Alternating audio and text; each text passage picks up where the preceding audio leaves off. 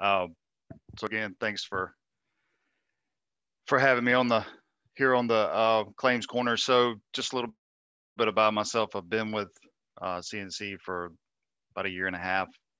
Been in the business for over a decade, and like Julie said, I am the uh, property training manager for CNC. And our topic today is customer experience and how to hit the bullseye every time. That's the goal, right?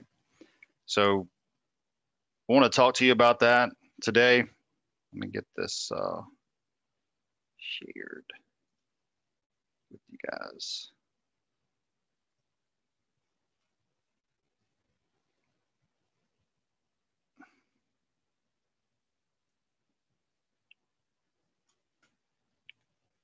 You should be able to see. Yeah, I could see it a second ago. You could? Okay. Yes.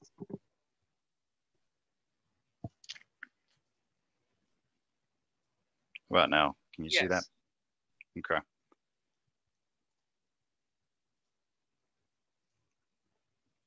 So let's talk about customer experience. Let me get this put up here. It's just such a vital piece to anything really. In the insurance industry, we look at this customer experience and we say, what is it? Well, I ran across this definition and I'm gonna read it to you. It says customer experience is the impression your customers have of a brand throughout all aspects of the buyer's journey. I couldn't agree with that more. And really, from the claim side, we're the service aspect of that, right? This quote down here, right beneath it, says a small claim can feel like a train wreck. Um, and I saw that on a billboard not too long ago, um, driving around, or actually, I wasn't driving around, but going somewhere. And I couldn't agree with that more. No matter how small we think the claim is for a customer, it is a big deal. It is a big deal. And I'm going to share an example with you, a real life example here with you in just a second. But we all get into a routine. We're creature of habit. And then if something happens, you know, we're kind of, we don't, if we've never been through it before, if we've never experienced it before, we don't know what to do. And who do we rely on? We've got to rely on somebody. We got to look for guidance from somebody, right? So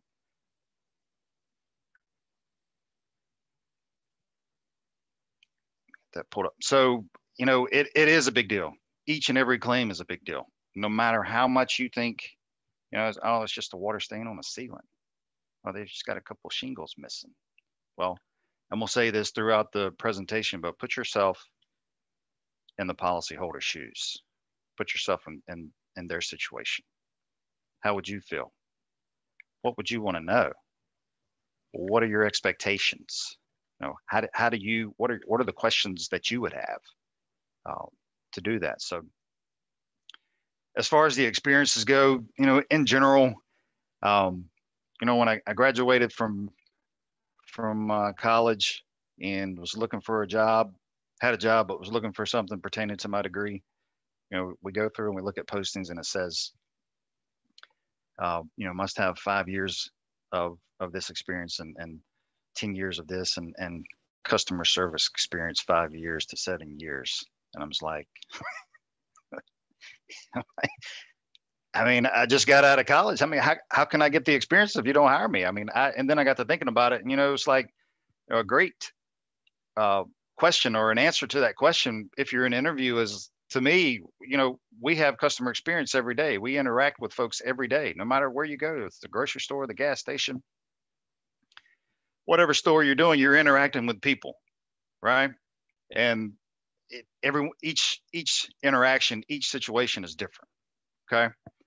So, that's just my thing is we can hone in, we can refine our skills. We know how to talk to people. We know how to treat people, and, just relating your own personal experiences, for me, it helps um, focus in on and treat people, the way they should be treated. Now, I'm not saying you should say every time, we talk to a customer and we talk about a loss, it's like, I understand. Actually, you don't.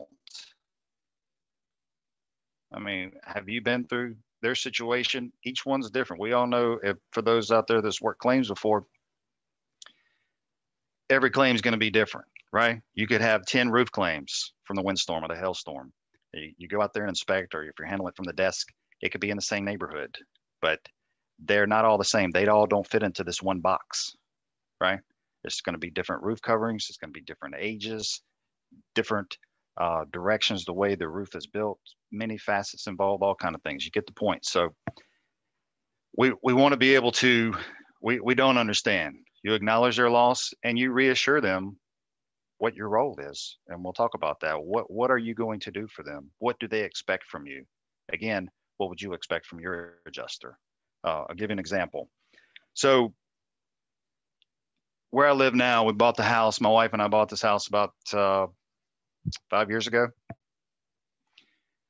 And where we lived at previously, we had, you know, cable service there. I'm not going to get into any names or specifics, but we had cable service there, and was working at the time, and we had to get the service transferred.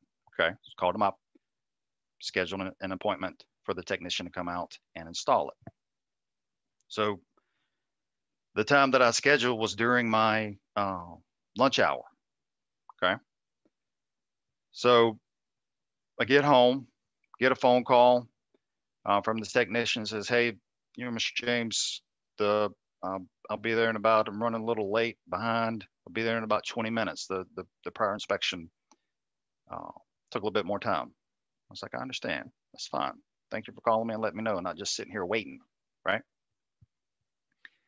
So technician shows up. I'd already pulled down the access to the attic, which is in the little foyer area there. Got a hallway and a kitchen, all in that area.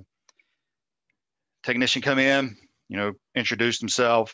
I'm here to install your service, and so I was like, you know what, just that's good. I'm on get out of your way. If you need anything, let me know. I pulled down the access to the attic, and again, whatever you need. So I said, all right. I said, take your time. I know you're behind. Take your time. Not in a hurry. Just do what's right. So in the meantime, it got into the attic, and I said, I'm gonna make me a sandwich for lunch. So I went into the kitchen, started getting some things, started making me a lunch, and then all of a sudden I heard this loud noise like a bomb had went off, and I was like, what in the world is that? So I was like, I don't know, what is that? So I walked to the door and I looked down the hallway, and there was a leg sticking out of the ceiling, and I was like, I was like, God. I was like, wow. So I stood there for a minute in disbelief, and I was like, okay. So I gave it a second. It seemed like hours, but I gave it a second, a couple seconds, a minute, and the leg disappeared. And then I heard, movement around the attic. So I was like, I just need to go up there and make sure everything's okay. So I get in the attic and I stand up, look around. I don't see anything. So I start walking around the attic, and I see the technician in the corner working. And I was like, hey, everything okay? Yes, sir. It's like, okay. What happened? I just stepped on a piece of, and I had it back to me. He had his back to me the whole time. Stepped on a piece of rotted wood over there, and just stepped through the ceiling. Okay. So I walked over there and I looked down, and I could see the living room floor. There's drywall and insulation, everything on the floor, and I'm just like, so I'm looking, and I'm like, can you come over and show me where this rotted wood is? I don't see any rot. So we come over there, and we're standing there looking. He's like, yeah. It's like, slipped off the joist. I get it. I was like, just go ahead and finish what you need to do. I'm gonna go down and clean this up and cover this up. So we did. I went back downstairs, cleaned it up, and had some tape and some plastic kind of covered the hole, and went back in the kitchen. Just gave up on lunch at that point and was waiting. Technician come down, went outside for about 15, 20 minutes. Come back in and had his clipboard and come in the kitchen, laid it on the island. It's like, all right, Mr. James, so we got you all fixed up. So we did this.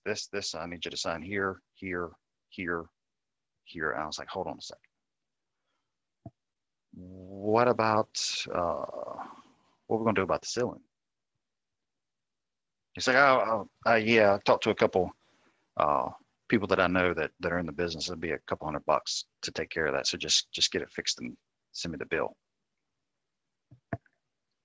No, no. What's the chances of you actually repaying me and answering my phone call whenever I get that done? I was like, no. I said, what's your manager's name and number? Why do you need that? Because I'd like to talk to him. Surely there's a process in place when something like this happens, right? Yeah, okay. So he gave me the name and number. We finished signing all the paperwork. He left. So I went back to the office. I had to go back to work. So I went back to work. Keep in mind, an hour turned into about 3 or 4 hours. So I went back to the office, called the manager, left him a message. They returned my call the next day. I told him what was going on. He's like, yeah, okay. So he was like, well, I need to come out there and look, make sure, see what happened, make sure there wasn't anything in the way or preventing him from doing it. I was like, okay. So took my lunch hour the next day to the next 2 days, come back out here. So I had to take off work, use my lunch hour. Supervisor shows up, introduces himself, come in and it's like, yeah. So I was like, yeah, actually, here's the walk down here, and we looking at the ceiling.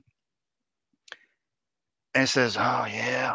And he starts doing like this. He says, yeah, not the first time, probably won't be the last time. It's like, wait, what? What'd you say? So yeah, not the first time, probably won't be the last time.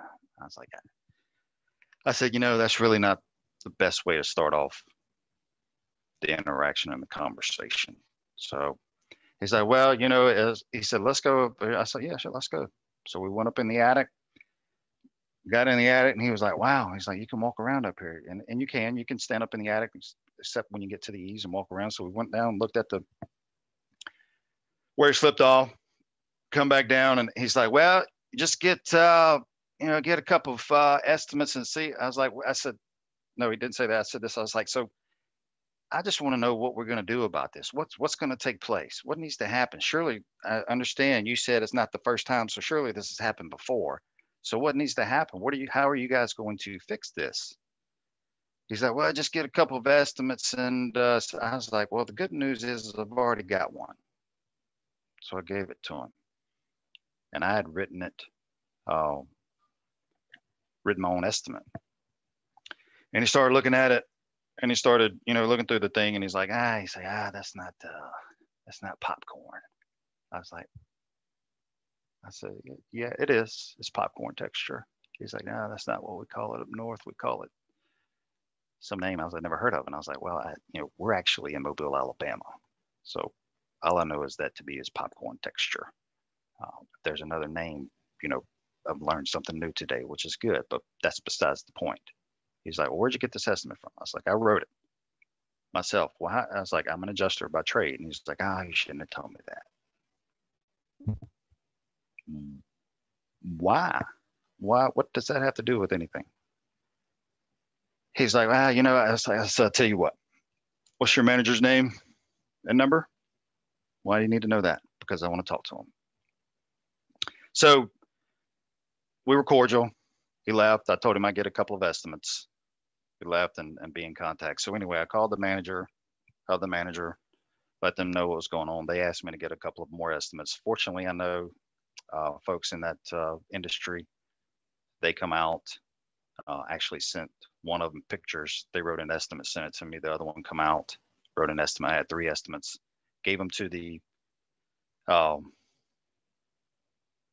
manager, sent them to them.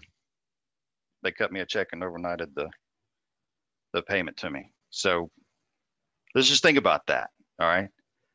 So there's a hole in the ceiling. Accidents happen. I get it. That's why we have insurance, right? But the whole experience is as little as it may seem, as small as it may seem, it's like, oh, you didn't have a tree fall on your house, you didn't have a hurricane, a tornado didn't come through, it didn't burn down to the ground, it's just somebody stepped in the ceiling. Well, let's think about this, okay? So I took off work. I used my lunch hour actually for the initial inspection, which took longer. So that extended past my lunch hour, which docked my pay, right? And then I had to take off again, right? Had to come out there. It took more than the lunch hour, right? And then the interaction, nobody apologized for what happened. It's an accident, okay. But then I had to pull information and ask.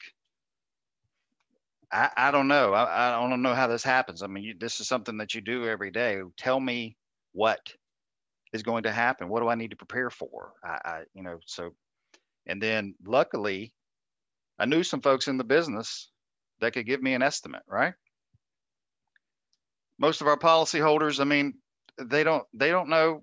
I mean, how many know contractors? How many know folks that can do this type of thing? So had I not known, I'd have had to find people, right? Then I probably would have to take off work again to meet them out there to look at it and give me an estimate.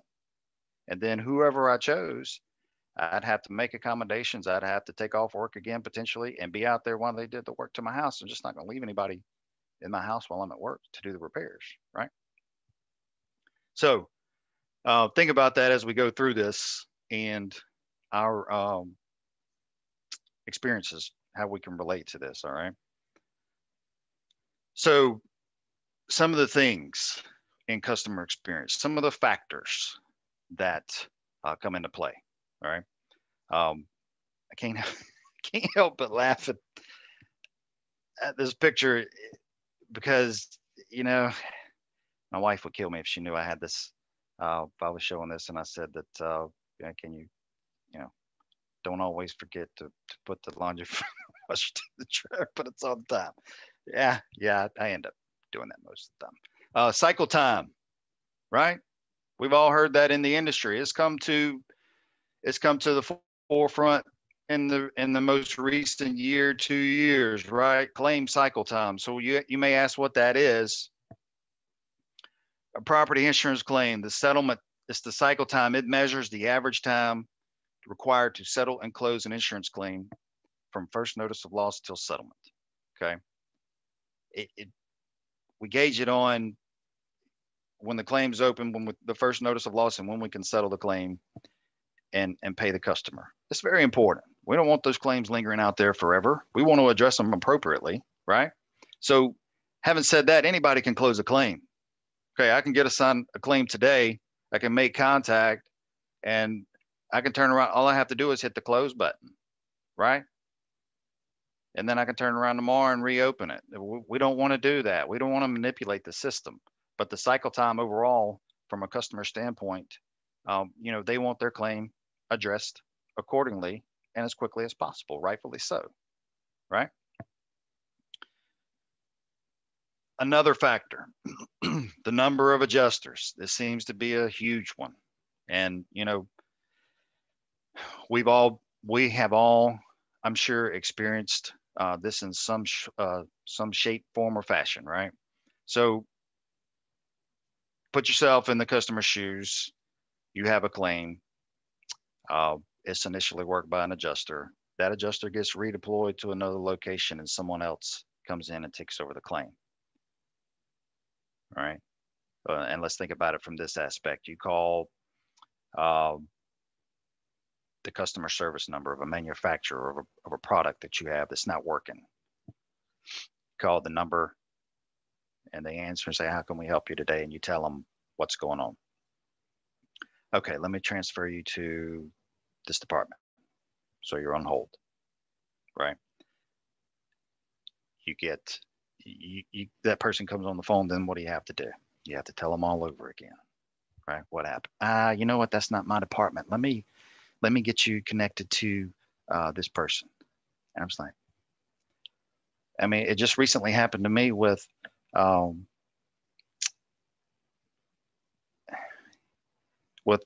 being locked out of a laptop for a vendor.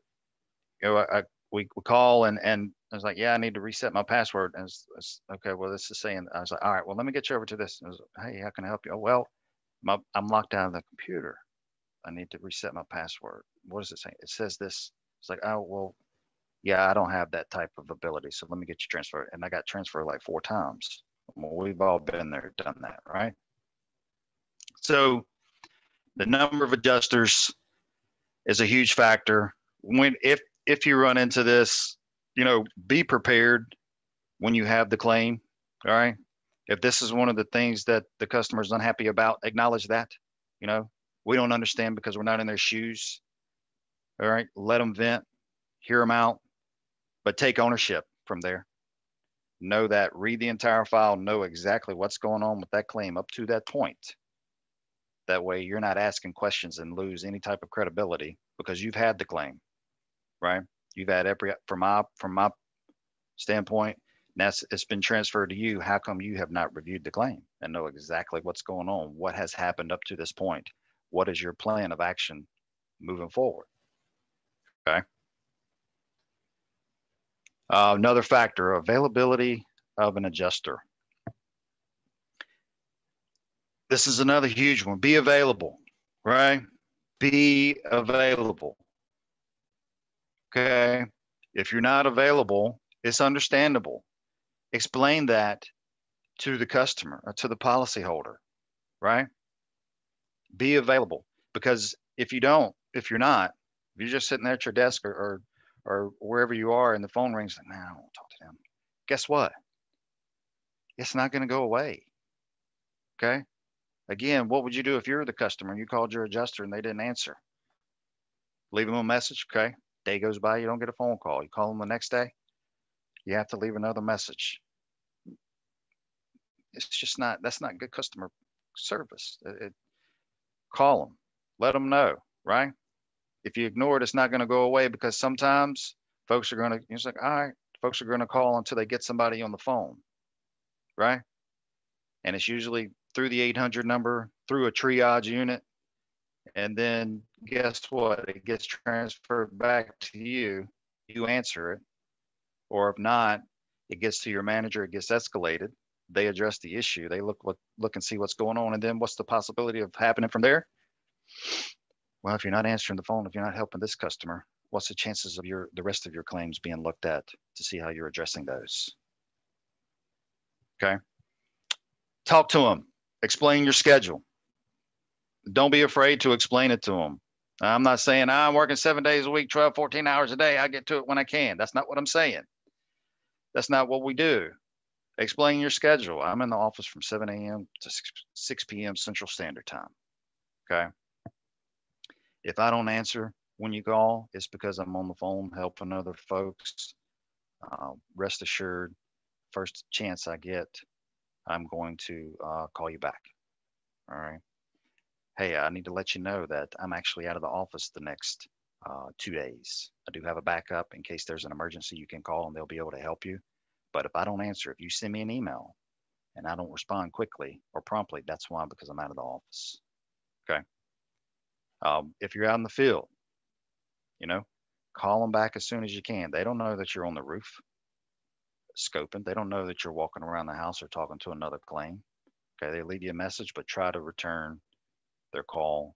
Let them know that you're still on the claim. You're working on what you need for their claim accordingly. All right. Knowledge of the adjuster, knowing the policy. Okay. This is another one. Don't sound like a robot. Don't sound like a machine. Okay, per your policy. I can't stand that phrase. That's just me though. Per your policy is this. Now, explain it to them. Okay? Explain what the policy covers, what it doesn't cover. All right? If they ask you something that you don't know, you know what? That's a great question. Let me check your policy a little bit further and I'll get back to you. Instead of saying, I don't know. I don't know. You just lost all credibility. Okay. It'll happen if it hasn't happened already. They're going to ask you a question. Say, you know what? That's a great question. Let me look into it a little bit further. Okay. I'll give you a call back as soon as I get an update. I have an answer for you. They don't know that you may hang up the phone and you're doing jumping jacks and cartwheels up and down the aisle trying to get somebody's attention to come over and answer the question, tell you where the answer is. They don't know that you're calling your support team or your management team for help. Okay. How many of us have read the policy from front to back? Customers don't read their policy from front to back, right? But this is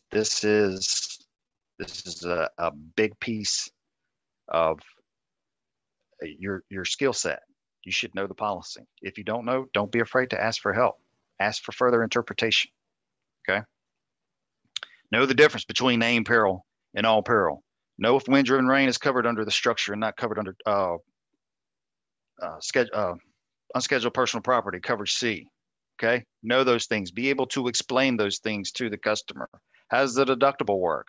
You know, lots of times the customer says, we're sitting there talking to them. The customer says, well, I just don't know. Do I need to cut you a check for $1,000? No. That's explained how the deductible is applied to their estimate. Okay. Replacement cost. Do they have replacement cost? Explain what it is, how it applies.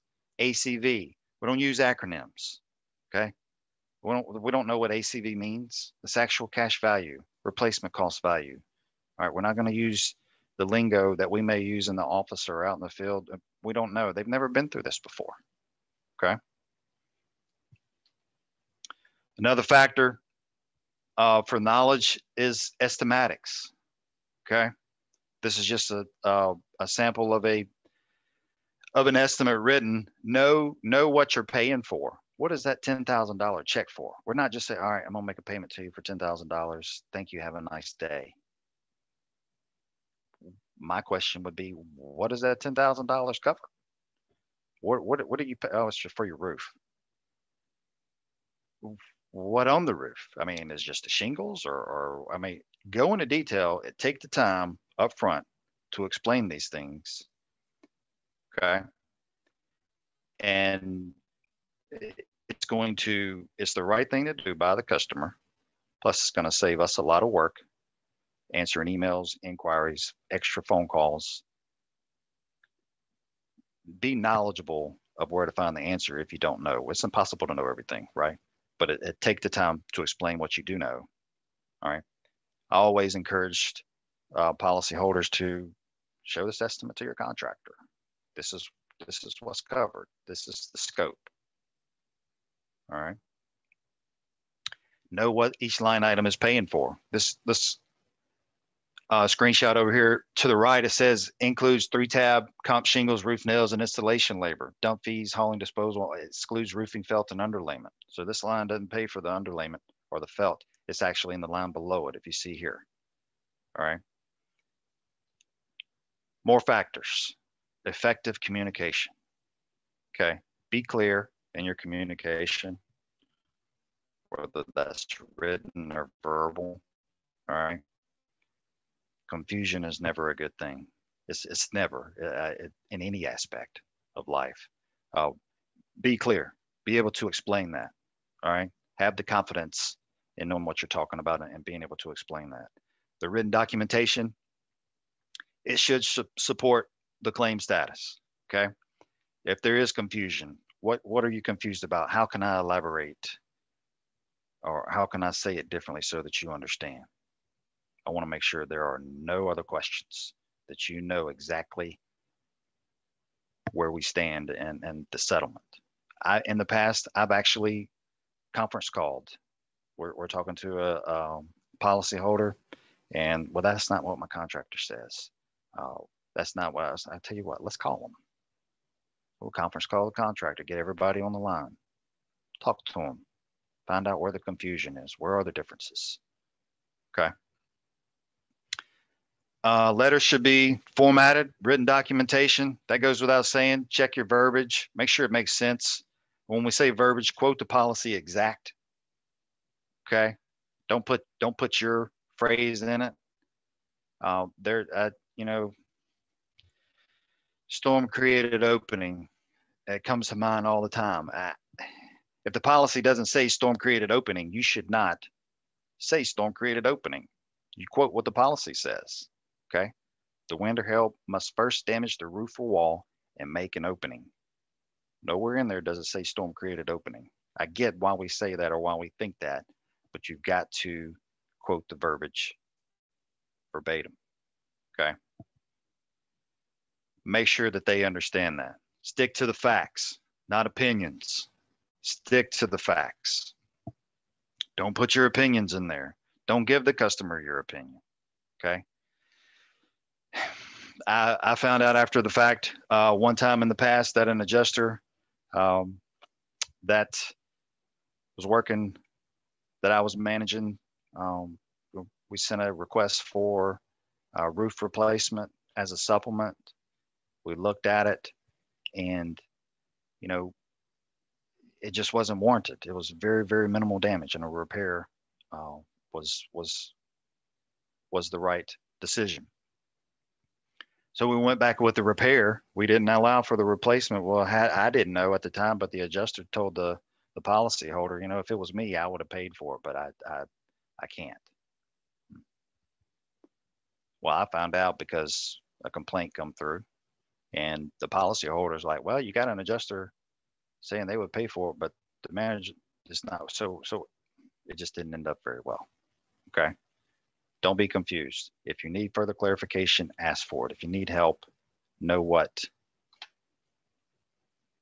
to go, know what you need. Okay. Some skills needed for our customer experience. All right. Let's look at this. All right. Anybody ever felt like this at times? No, I have. Don't let it overwhelm you. Okay. Organization. Not one way works for everybody, right? I can't tell you what works for me works for you, but you got to have some type of organization set up, right? For me, I'm a paper person. Okay. Not everybody is. Paper gives you. Some folks don't like the paper, and I get it. But that works for me. Some folks are digital. They like to have things in place in certain places, and as long as it's effective and it helps you, you just got to have some type of organization. All right. I used to have folders to where it was for certain aspects, certain things. Like if I had a folder for new claims that I needed to call. Okay. I had a folder for claims that I sent for requesting authority on that was waiting. I had a folder for corrections that I need to make. I had a folder for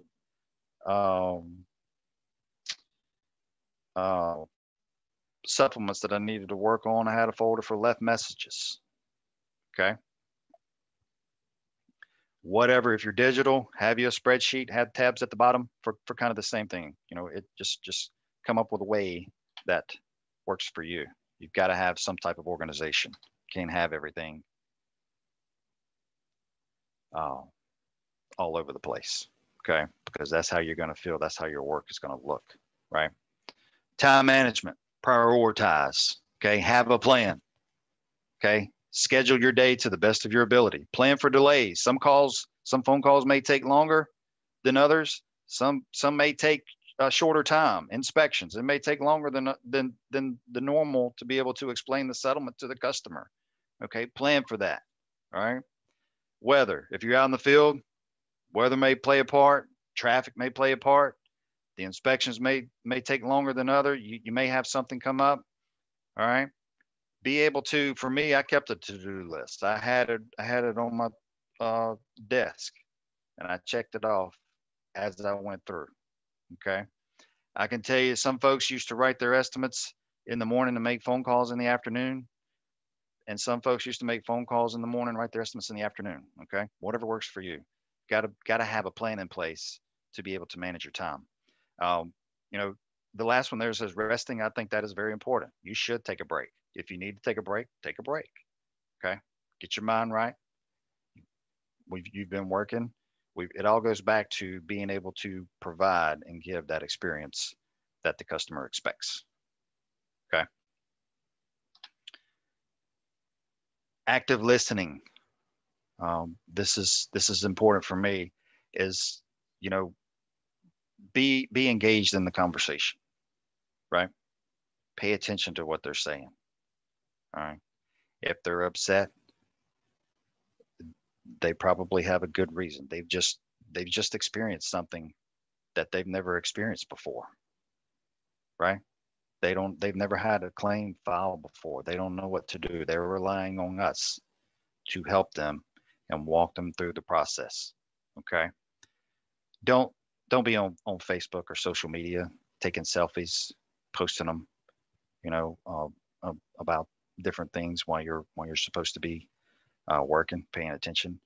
You know, I there was a complaint that I fielded before to where it come down to me and it's like, is this why the adjuster denied my claim? Is because at the time they were supposed to be talking to me, they sent a screenshot or they posted on Instagram of themselves laying on the desk, rolling their eyes. And it's like, yeah, that's not good. It's not good. Uh, Reiterate what you've learned from the customer. When you're talking to them, take notes. Okay. Reiterate. So this is what I know. This is what you said. If you ask the right questions, you don't have to ask so many, and they will tell you more, sometimes more than you need to know, but they'll tell you everything that you need to know. Okay. Again, put yourself in the customer's shoes. What would you want to know? What are going to be your questions? What are your expectations? Okay. Taking notes. Take notes. I used to have a tablet with me, and every claim that I had, I'd have the claim number. It was either the FNOL or my scratch pad. I would review the claim. I would take notes, and I would write down what I knew, and I was prepared for that phone call. I would take notes. I would let them know, hey, as we go through this phone call, this process, I'm going to be taking notes. I encourage you to get a pen and a piece of paper. Write some things down. I'm going to give you a lot of information. It's going to be overwhelming maybe, but have a place to where you can refer back to it. Okay. Take notes. Be prepared. So this is what we know so far. Have I missed anything? Are there any questions? Okay. Meaningful contact. Some of the bullet points here is left a lasting impression. You know, does the policyholder trust you? Do they feel like you know what you're doing? Okay. There's that lots of information. They're overwhelmed already with what they're having to go through. Okay. Tree fell on their house. They're out of the home. They don't know what to do. They don't know where they're going to live. They've got to board their pets. They don't know how they're going to get to work. Now they're going to be driving further. They're going to be going here. What are they going to do about these things? Okay. Reassure them that's your job. Okay. Go over it again if you have to. Ask what questions do you have. Take your time. If you do it up front, it's less work. It's a smoother experience for everybody involved. Okay. Take ownership of the issues. We mentioned this already. If a claim gets transferred to you, take ownership of the issues. Don't take offense to it if the customer's like, well, I don't say that's not my fault. I didn't do it. That's not right. It's like, you know what? I notated that, and I'm going to look into that a little bit further for you. Okay. It's you're the owner now. Okay. It's your responsibility to make it right if it's wrong or what may have not been addressed at all. I noticed that we didn't take a look at this. I apologize for that, but I've already got a plan in place to address these steps, to address this, right? Setting expectations. Okay. The who, what, when, what's next? Who did you speak to? Okay. Of course, we're only going to talk to the policyholder. If they give us permission to speak to someone else, make sure that it's documented. Of course, if they're being represented, we want to have that letter of representation, and we want to work with the right parties. Okay. What did you talk about? What damages? What damages are covered? What's not covered? What are their concerns? My roof's not going to match with this repair. Okay. This side of the house, or it's not that side of the house, it faces the street. A repair, you just don't document that. Okay. Set those expectations with them. Address those expectations. Okay. What do you need from them to address the claim if there's anything outstanding? Okay. When did you talk to them? Or when did you talk to them? When is this inspection scheduled? When are you going to call them next? What's the next step? What happens from here? We've got the inspection scheduled. Well, I'm going to call you after the inspection. We're going to go over some things and answer any questions that you may have. Okay. Again, what would you want to know? What do you, if you were in their shoes, what would you want to know? Setting the expectations. We're going to look at a good and a bad initial contact. But when you're talking to them at these interactions, you have the opportunity to set those expectations and do what's right. Okay. At initial contact, okay, explain your role is the biggest thing, not just I'm your adjuster on the claim. Okay. What is your role? I'm the field adjuster. I'm the desk adjuster. I'm going to be your point of contact, the coordinator on the claim. I'm going to coordinate every aspect of the claim. We're going to address the dwelling, the other structures, the unscheduled personal property, and the additional living expenses. If you're the field adjuster, we're going to come out and do an inspection. I'm going to scope everything, and I'm going to send that back to the carrier, the desk adjuster, who will make a coverage determination or who will take it from there. But know the basics of the policy so you can speak intelligently on it. If you don't handle that coverage, don't just say, I'm not worried about it. The desk adjuster, no. Know how that coverage is addressed, how it's afforded. Okay.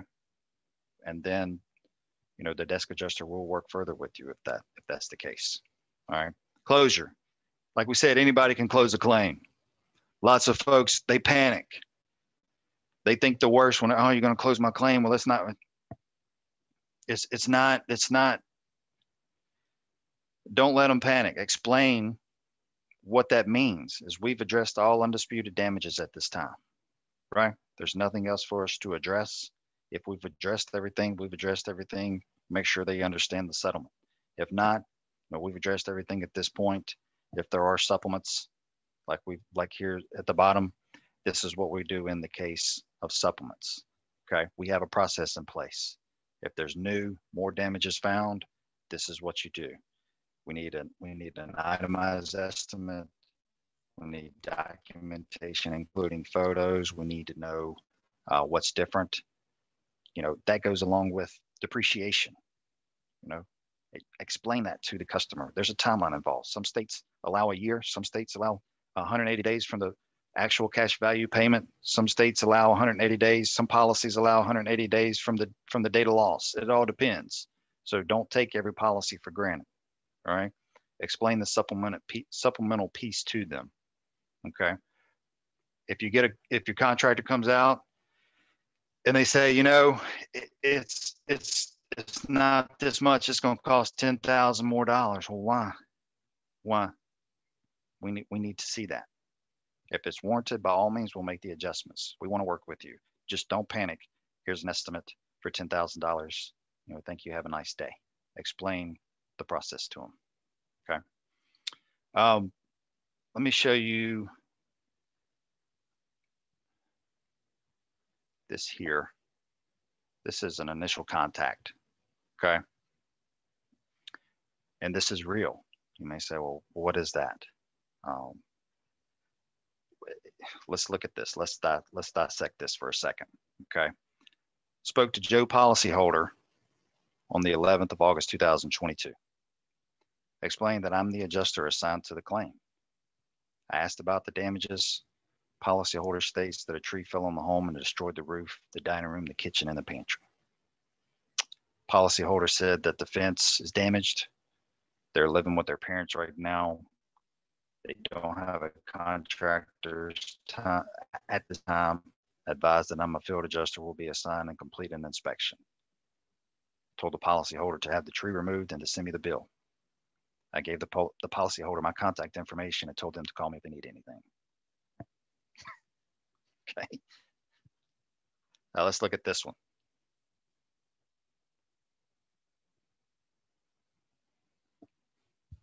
Okay. So here's an initial contact. Spoke to the policyholder on this date. There's the contact number that we reached them at. There's the email address. We verified the mortgage company. We've got a peril of wind. Dwelling damage says a tree fell on the right side of the home. Damaged the roof system, the dining room, the kitchen, and pantry below the roof area. Tree still on the roof. There's water damage to the ceiling, walls, all the affected areas, along with the flooring in the kitchen. This has drywall and insulation, of course, on the ceiling, in the walls, and the kitchen floor is vinyl plank. All right, other structures. States there's damage to some of the fence. The fence is not attached to the home. Right, the right run of fencing, corner post to corner post, approximately 60 linear feet is destroyed. The back run has 2 sections that are blown down with some broken rails, slats, and posts. All the fence is 6 foot high, treated. And then we got personal property. Okay. Policyholder says there's damage to items in all the rooms. From what they can see now, there's a dining room table, chair, china cabinet, refrigerator, microwave, dishes, perishable items in the pantry. Also, the trampoline and play set is damaged as well in the backyard. All right. Loss of use. It's unlivable. They can't live there. There's a tree in the home. It's inside. It's laying on the home. Right. They're currently staying at a relative's home until other accommodations can be made. We set an inspection for the 14th of August between 9 and 11. We don't need ladder assist. Okay. There's a prior claim. This is the claim number. There's roof damage with the data loss of September 15th, 2019. All the repairs were made. Depreciation was released, and there's a final invoice attached to that. Subrogation, there's no potential for subrogation. This was the policyholder's tree. Okay. And then we reviewed the policy provisions with the policyholder. There's the type. There are no exclusions that apply. They do have an endorsement that allows for replacement costs of unscheduled personal property. We know there's damage to it. We need to reiterate that to them and explain how that happens. There's the deductible, $3,300. And then we go through the claims process. I'm not going to read every word to you, but we explain the role. We told them what we're going to do. We're the point of contact for them throughout the duration of the claim, right? We're going to coordinate all aspects of it. Here's my schedule. Here's my contact information. Please call me at any time. Okay. The coverage. A final coverage determination is going to be made once we complete a thorough investigation, which includes an inspection and any additional information that may be needed. Okay. Policyholder has not had time to contact a contractor or a tree company. And then we go into the following for dwelling, other structures, and unscheduled personal property. Okay. I really like this because it says, you know, the policy affords coverage for sudden accidental damage as a result of the wind damage to the roof, the exterior of the home, and the interior areas. Okay. It allows for a reasonable amount to remove the portion of the tree that is on the covered property and have it placed on the ground.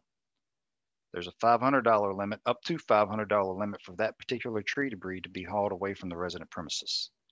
Okay. Well, in the other initial contact that we saw, they just said, have the tree removed and send me the bill. Well, what do you think is going to happen? They're going to have the whole tree removed and send you the bill for $10,000. When you get it and you look at it, it's like, well, there's stump grinding, there's the rest of the tree. What? No, we can only pay for $3,000 of this bill. How upset do you think the customer's going to be that you didn't tell them their limits and how their policy affords coverage up front? That could be avoided, right? So we go through here. We've got unscheduled personal property. We told them that to prepare an inventory for like, kind, and quality is how coverage is going to be afforded. The loss of use We explained that it has to be unlivable due to a covered peril. It is afforded based on an incurred basis to maintain your normal standard of living. All right. I'm getting close to time, so I don't want to keep you guys any longer than I have to, but mitigation. We explain mitigation to them. You should protect your property from further damage. Maintain all your receipts, all your documentation, be able to prove that it's related to this loss. And I highlighted this for review and consideration because the policyholder, they can submit anything into the claim for review and consideration. You're not saying that you're going to pay for it.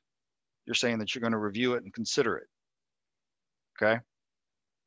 We don't just say, they come up, well, what about, just say, no, we can't do it. We just don't, no, you don't know. Let's look at it. There may be extenuating circumstances that explains it a little bit better in what they send. Okay. There's our inspection. We schedule the inspection for that date. The field adjuster is going to call you to confirm the day before and kind of narrow that time frame down so you're not waiting from 9 to 11. All right. The settlement. We explained the supplement process that we talked about earlier in the settlement. There's a mortgage company involved. They're going to be subject to be on the check with you. Okay. The next step, here's what's going to happen next. We're going to reach out to our housing vendor who's going to assist in finding you a place to stay for the time being, temporarily. Got my contact information, mitigation procedures. You know, you understand how that should go, right? It usually takes 24 to 48 hours once the inspection's done. I'm going to call you the day after to make sure that it was done, go over any questions that you may have, and we'll go from there. All right.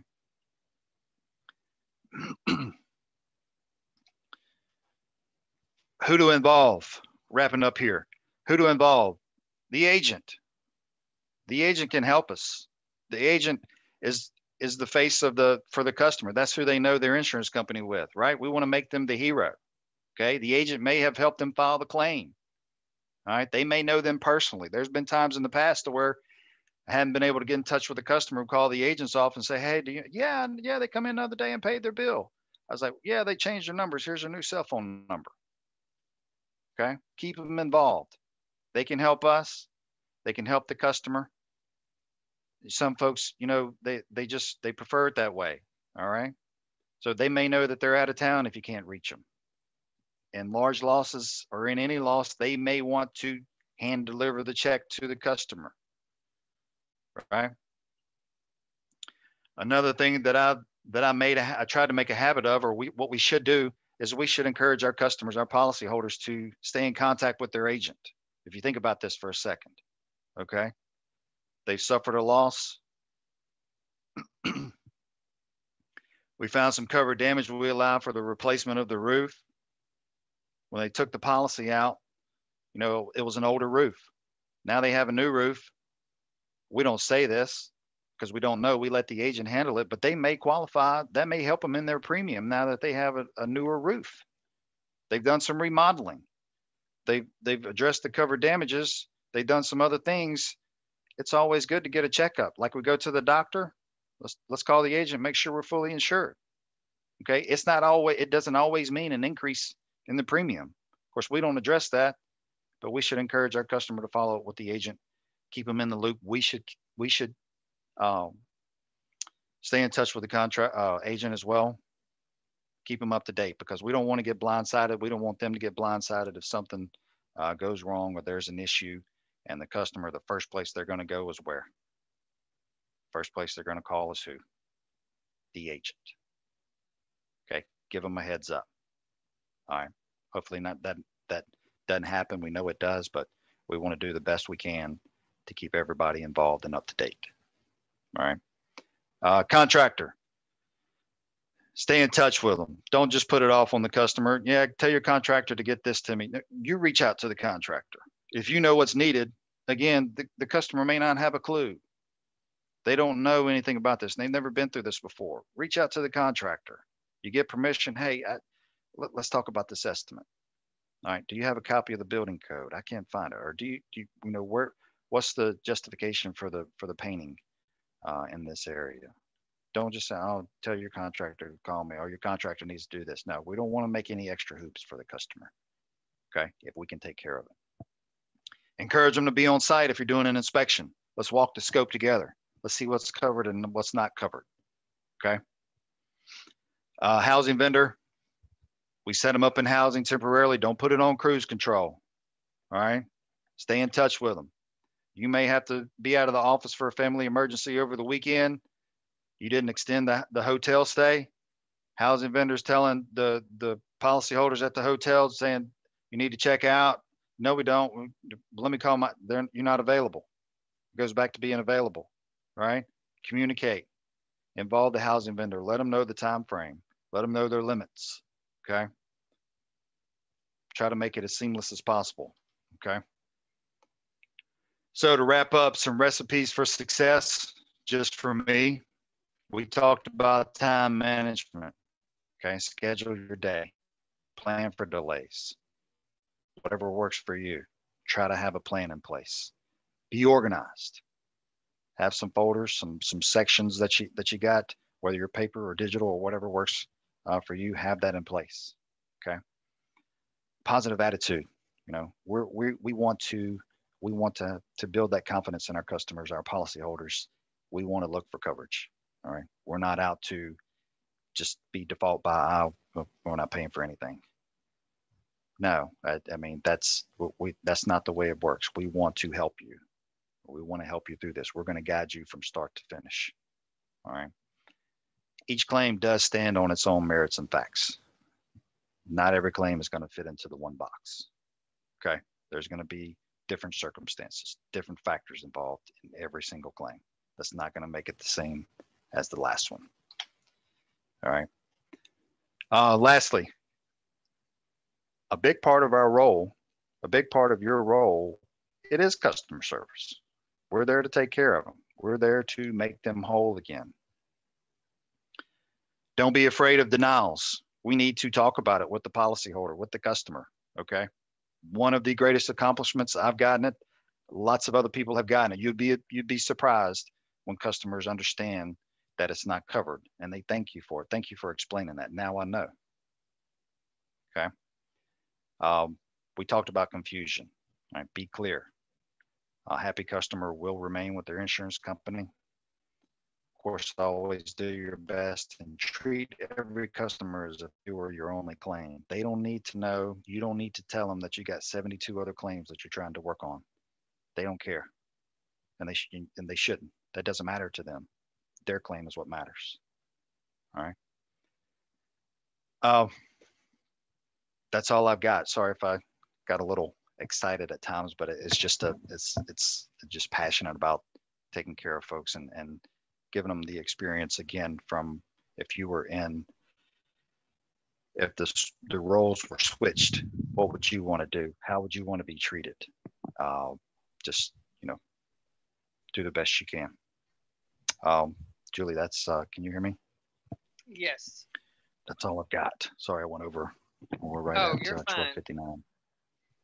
You're good.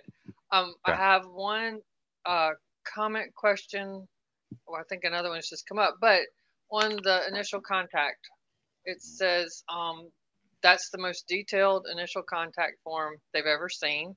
Mm-hmm. And wanted to know if this is the norm for our firm or is that for a specific carrier? Great question. And you know what? I meant to bring that up. That is something. It's not specific to a particular carrier or our firm. It's just based on experience. Put it together. I'm not trying to take credit, but I mean, I just put it together. It's not something that one particular carrier uses over another. We all know that every carrier is going to have their own policies, processes in place. Of course, we want to use their templates and follow their rules and guidelines. But the point to showing that is you want to be as thorough as possible up front. And so there's no unanswered questions or not, there's nothing that you don't have to return phone calls and go back and explain this and that and all that stuff. So no, right. That's just something that put together. Craig wanted to say something before we got off of here, and Okay.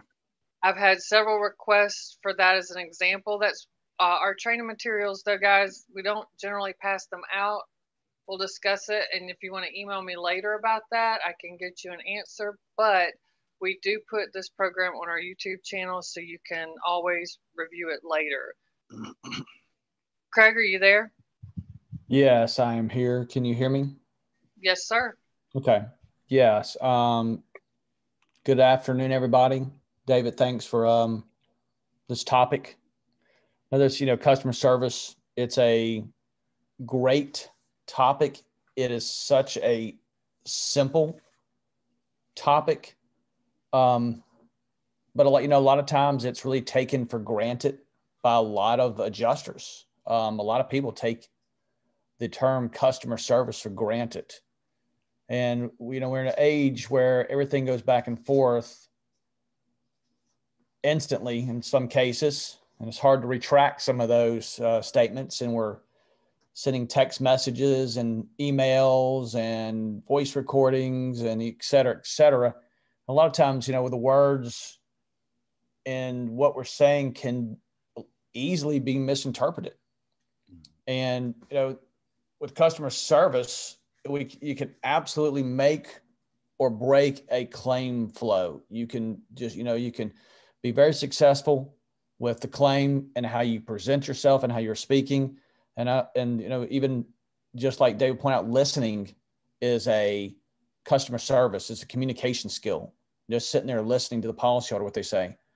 But there's really some times, and this is kind of what I wanted to go at. There's some times that no matter what you do, no matter what you say, you're always going to run into some hurdles. Maybe the policyholder is being defensive. Maybe they're being argumentative. Maybe they're just lying about the whole situation.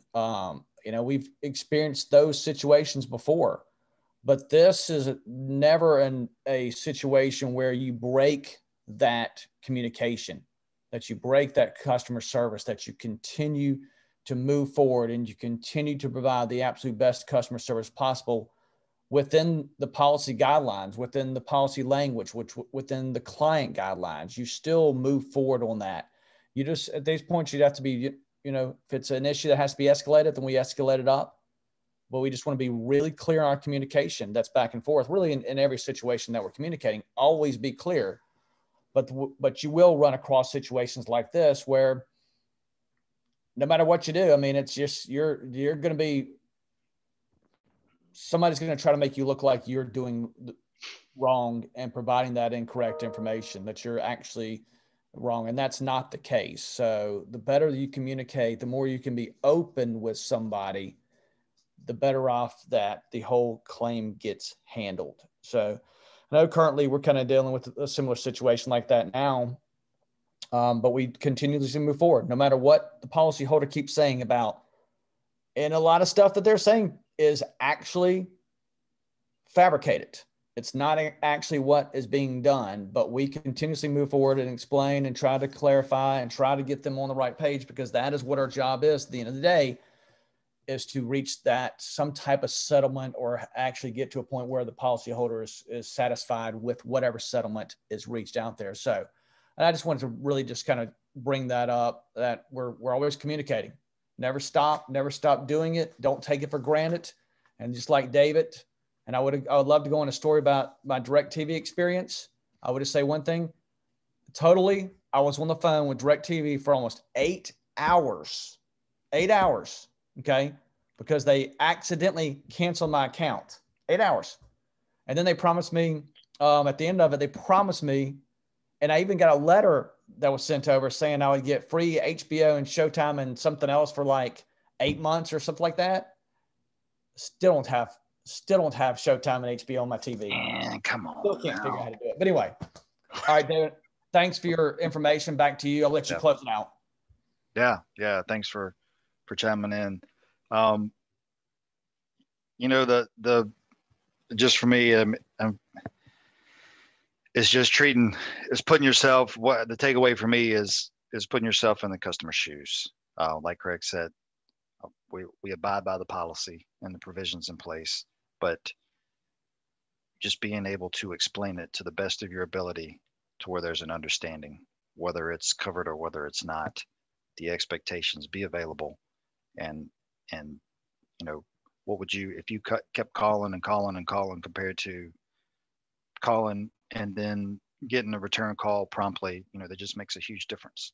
So it's something that, you know, you can't just go to a class and learn and be good at. You have to constantly work at it, because each situation is going to be different. You may run across something you've never run across before.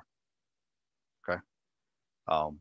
So that's all I have to say. Hopefully you guys have some takeaways from it. You know, stay in touch with us. We want to help you in your career, and you know, whatever we can do to accelerate your growth and help you be successful. That's what we're here for. That's what we want to do, and we take pride in it. So that's all I've got. I appreciate everybody being here.